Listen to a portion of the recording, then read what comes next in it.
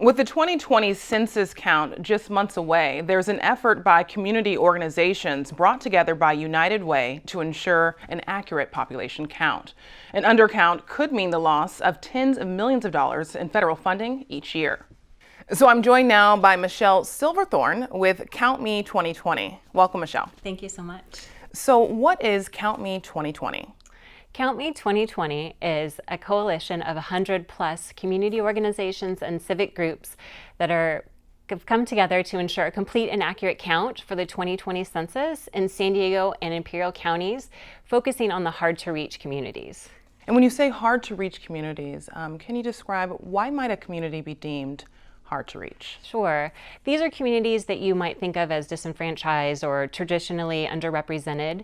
The state of California has listed 15 different communities that fall into the hard to count populations. So this is a handful of ethnic groups like Latinos or African Americans, but also 0 to 5-year-olds, seniors, homeless people. And two populations that are really important to think about are those with limited English proficiency, as well as those with low broadband access, because the questionnaire will be presented primarily in an electronic form.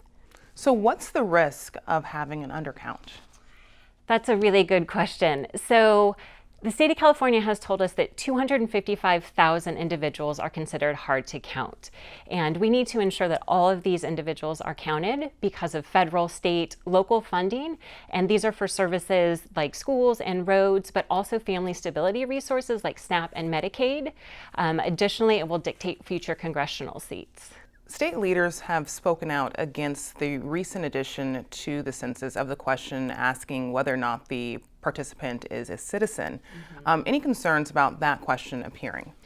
There are some concerns, but we won't know exactly what will happen. In April, the Supreme Court will hear oral arguments, and then final decisions will be made in June. But regardless if the question is on the questionnaire or not, we will continue to do our work to engage the community and inform them and educate them on why it's important to complete the questionnaire.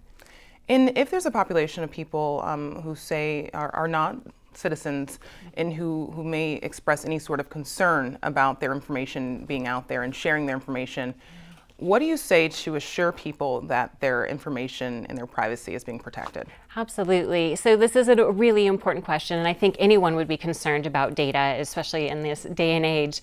By law, this information that's collected on the questionnaire is for statistics and data purposes only. And there are different efforts that are in place now to ensure security and safety of the information. Are you utilizing the internet in any way to help with this message? So we do have a website set up. It's countme2020.org, and we've just launched it, but we will have different resources on the page regarding the census, regarding the importance of taking the questionnaire, as well as activities and events and different ways for volunteers and other individuals to become involved. Michelle Silverthorne with Count Me 2020, thank you so much. Thank you.